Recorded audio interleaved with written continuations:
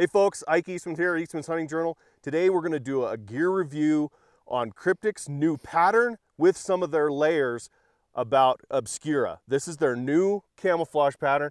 Brandon and I are going to tell you all the things about their layers plus their actual pattern and the science behind it.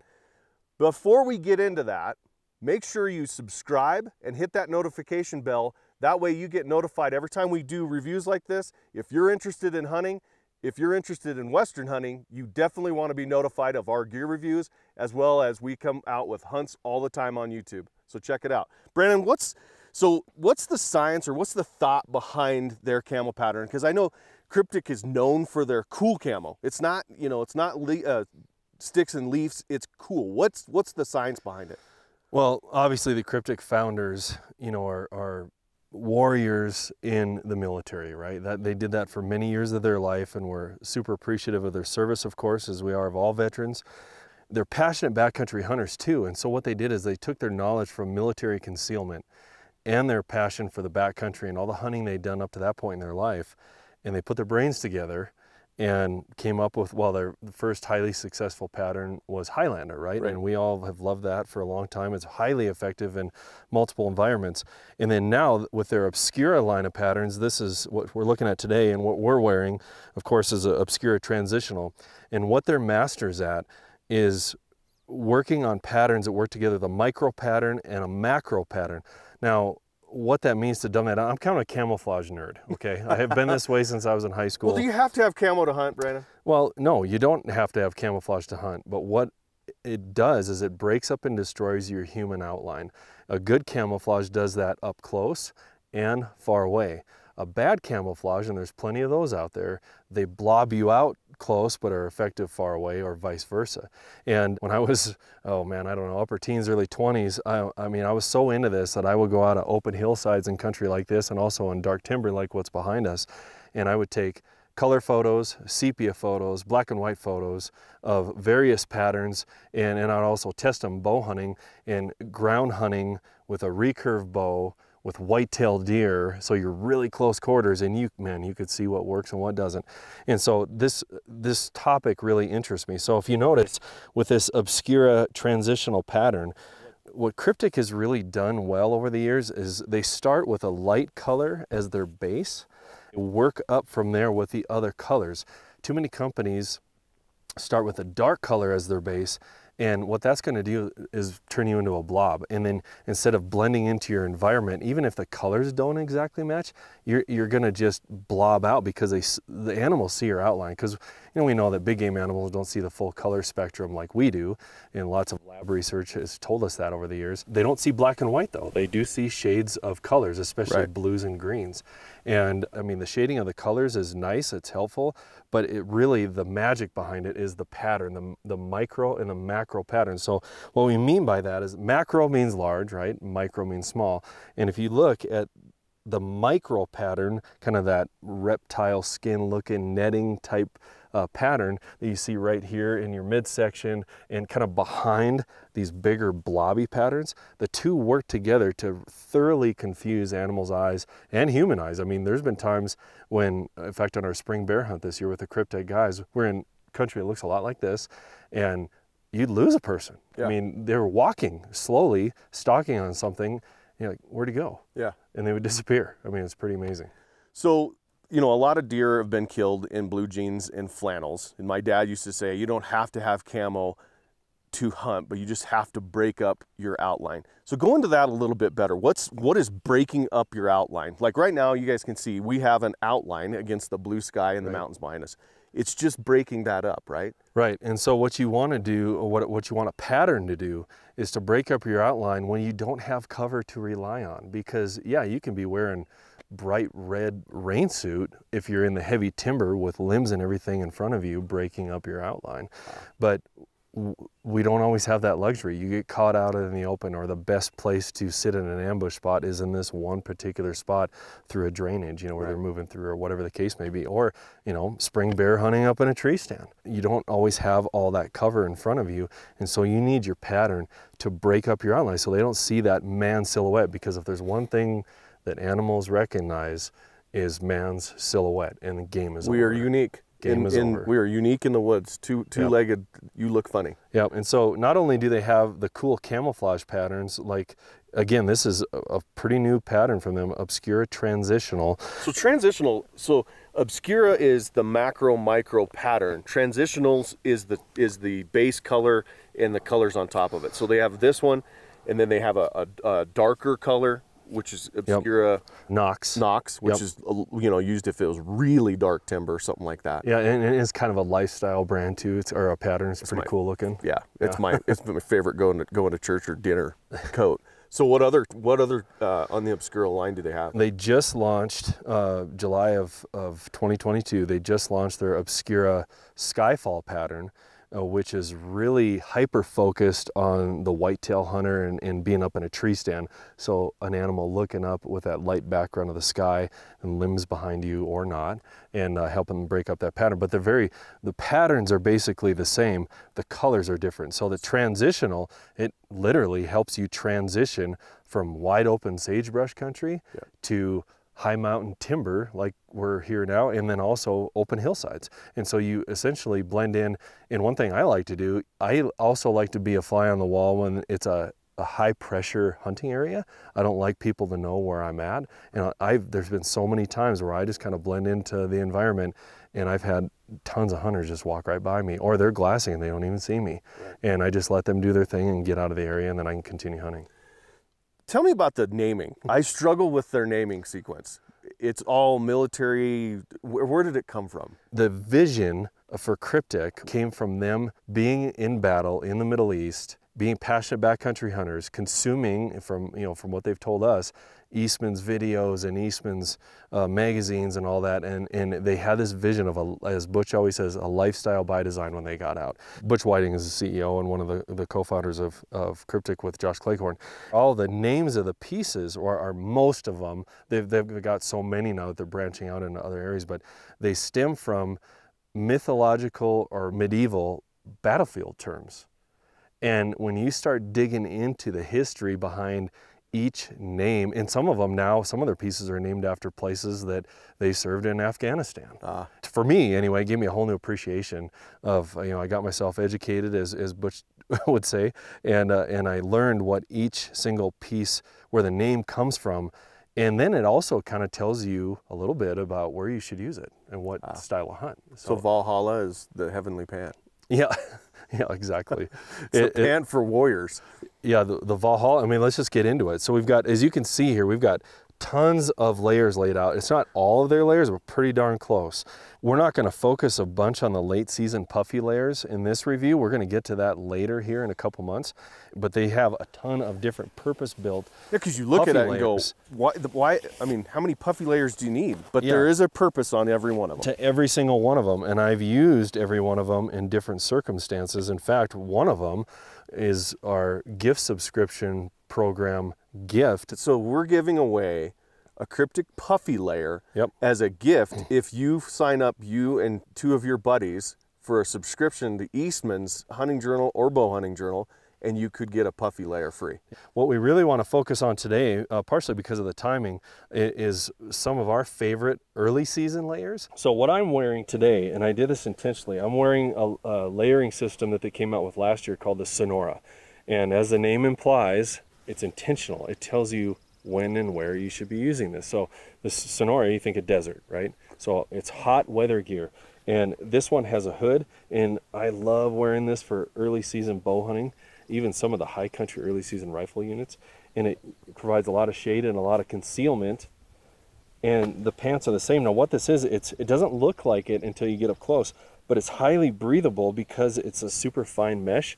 In fact, that's why I have the solid color of the Sonora pants with, is because you can really see in this how, not see-through, but kinda. It's like I'm wearing the same pants. It's like wearing pajamas. Yeah. It's unbelievable. And the wind just blows right through them. So it's perfect for early season. My personal favorite, and a lot of our office's favorite, all around go-to pant, especially for early season and then moving up into mid to late season if you layer underneath it with their base layers, is the Valhalla Pant. I've been wearing and testing those Valhalla Pants for many years. I've got a gray solid color pair, that just a lifestyle pair that's good to wear around, wear it fishing and stuff too. And I have worn them on a ton of hunts. And so before Kryptek came out with this Sonora layer, they had the Valhalla Pants, which again, on the surface from a distance on the camera, oh, they just look like the same pair of camouflage pants. Major purpose-driven design in this. In fact, Josh Cleghorn, one of the founders, this is his brain right here. This is kind of one of their sacred cows. Yeah, you don't touch the Valhalla Pants. The pockets are in the right spot. Yep. The cut. So here's one of the things that frustrated me a lot about clothing. I'm 6 foot, 220 pounds. I'm pretty much the average American, right? The cut on most pants drives me nuts because they're either too small, they're too small in the crotch size, or they're you know, skinny jeans around the right. ankles, and you can't get them over your big hiking boots. But these Kryptek's cut fit. They fit lengthwise, they fit. The waist is true, yep. The arms are true, the shoulders are true. I mean, it actually fits like somebody built me a custom pair of clothing. Yep. I have yet to find a piece that go, that's cut a little funny. Well, and for people watching, they might be thinking, well, that's great, I'm not built like you. Well, our crew, we've got guys from 6'5" all the way down to 5'8". Yep. And everybody in their size says that exact same thing. It's like they tailor fit it to my body. Yep. And the first time I ever remember thinking that was when years ago, I think it was in one of our journal articles, I tested the Valhalla Pants, and I was blown away at how they fit. And so they've been perfecting that fit for many years, and it's just, yeah, they've got it dialed. And so in that Valhalla line too, you've got a few different styles of shirts. You have a long sleeve tee, you have quarter zip collared shirts. This is a short sleeve tee, and here's the collared, and that's just in one line. So they got the Valhalla, they got the new for this year also, they came out with the Delos series. They have short and long sleeve versions of this, and it's basically like what they call a rugby shirt. So there's no buttons, no zippers, super lightweight. It's a synthetic material, like most of their items are, except for the merino wool base layer, which I'll show in just a second. And it's just another piece to having, another tool in your toolbox. I mean, so if you have these layers, and here's the other thing, you know, we're fortunate we get to get all this stuff in and test it all, and it's not coming out of our checkbook directly necessarily. But to sportsmen that are out there going, I can't afford all, you know, to get $2,500 worth of gear, whatever it is at one fell swoop, get a piece or two a year. And Kryptek runs really good sales on their website. Well, and if you give 3 gift subscriptions to the Eastmans Hunting Journal or Bow Hunting Journal, we'll start you off with the puffy layer. Yep. And then next year, we have a 5-year plan to do the same thing with various layers. So if you did that for 5 years, you would have a very great assortment of Kryptek gear. Yep, exactly. So there's more than one way to skin a cat. And in Kryptek and our relationship with them, it definitely helps you do that. And so let's move from, I'm not going to pick apart every single one of these layers, but we got the Chronos over there. And what the Chronos is kind of that mid layer. You can wear it next to skin. It's best. I like having the merino wool underneath that for later season hunts. And there's a hoodie, and there's also just a quarter zip. And so it really ups that R value as we move through the hunting season. It's got a microgrid fleece pattern on the inside. And I wore that a lot last. That is one of my favorite layers. Yep, it'll take you through, I mean, this with either the Sonora hoodie or their Theos merino wool, and the Dalibor soft shell vest, that will take you through like 99% of the circumstances. Exactly. And then if it really gets nasty, you start adding the puffy layers in the rain gear. And this keeps the wind off you. That insulates you. The merino wool keeps the scent, as well as wool is a great fluctuator of temperature. It draws in temperature when it's moist, and it draws it away from your body when you sweat, and then it gives it back to you when you start to cool off. Yep. So that's why everybody wears it as a base layer. Yep. Here's the top of it. Speaking of the merino wool, here's the top base layer. It's called the Theos. And it has buttons, not zippers, so you don't have to worry about pressure points. Yep, exactly. It's really great gear. In that Dalibor we touched on a little bit with a vest. they have pants and a jacket. In fact, that's the jacket That's what I'm wearing right now. Yep. And when you hear Dalibor, what you should think is soft shell and windproof. Yep. Between that and a base layer, especially if you're kind of day hunting from a base camp or truck hunting or whatever, antelope season, especially during rifle season for antelope, it'll take you through 99% of what you're going to go through. Yep. And so my personal go-to layers for when I'm doing early season backcountry hunt is I'm going to wear the Sonora hoodie, I'm going to wear the Valhalla pants, I'm going to have my merino wool base layers with, just in case the temperature's a little chilly, or this is what I'll sleep in and layer up from there if I need to. That Dalibor soft shell vest, and then I'll have my rain gear, which we're going to touch on here in a second, and then my puffy jacket. And there are not too many scenarios that you will not be super comfortable. And you're talking what, six pieces? Yeah. 2 bottoms, 4 tops. And as you know, I geek out on ounce counting, and so even if I had to pack all that stuff in, my limit per piece of gear really is if it's over a pound, I won't take it. And so it's got to be a pound or less. So 6 pieces of gear, 6 pounds. Most of them we'd be wearing anyway, so I'm not even packing it with. So it's, and a lot of it's even half that weight. It's not even a full pound. I mean, the Sonora layer is crazy. So lastly, I just want to touch on the rain gear. So what I have here, this is their Jupiter ultralight rain gear. And then this is their newest generation of their first rain gear that they ever came out with, called the Coldo. It used to be called the Coldo Block A, but it's just called the Coldo now. And it's fully featured, fully functional rain gear. It's pretty heavy duty. If you're going up to Alaska or something like that. If you're getting rained on constantly, that's what you want to wear. If you're in the high country during September and rain squalls come through, take the lightweight stuff. Exactly, because you're almost never going to need it. But when you need it, and you got to have it. And it works for a serious windbreaker. And also, one thing I forgot to mention, I'm looking at the accessories laying on the ground. They have, of course, gloves and face masks and knee pads. All of us are on the same page with this. Until we use knee pads in our hunting pants, for the ones that have the sleeves for it, we thought, what in the world would you need that for? Until you use them. Then you almost can't go back. When you have knee pads, you rarely look down at what you're going to kneel in. Without knee pads, you are constantly going, okay, do I put my knee here, there? Because everybody's got that sharp rock underneath their kneecap that waylaid them in the backcountry for 2 days. Face masks, hooders, they got soft gloves. They've got, these are kind of cool. They got a texture on the bottom so you can grip. All kinds of cool accessories, knee pads. Wow. And some of the pants don't have knee pad sleeves, like their 2 ultra lightweight ones don't, because they do add a lot of heat. They do. You got to get used to that. But if you're going up to, I didn't mention one of their original pairs of pants too. They're called the Alios Pants. That's a tough one to pronounce, especially if you look at the spelling. But again, cool story behind it. But they have knee pad sleeves. The Dalibor has knee pad sleeves, and some of the other ones. Just the Sonora doesn't. The Sonora and the Valhalla don't. Right. One of the reasons why we've done a lot with Kryptek is they're patriots. They're, flag, stand for the flag. They're warriors. The other thing is they're hunters. They're big time hunters. And so they're not building gear. The guys that are designing this stuff aren't designing it and never using it. They're designing it, using it, coming back. I mean, how many times have they gone through some of these pieces? Like you mentioned, the rain clothes, they've gone through that 3 or 4 generations, just small tweaks, a pocket change here, a zipper there, a pit vit, whatever, to make it better. And they're constantly evolving because they're using it. They're making gear for hunters, for themselves. And now they've grown so much as a company that they have a whole crew that's supporting them that, I mean, they're second to none. They're passionate about the brand. They're passionate about backcountry hunting.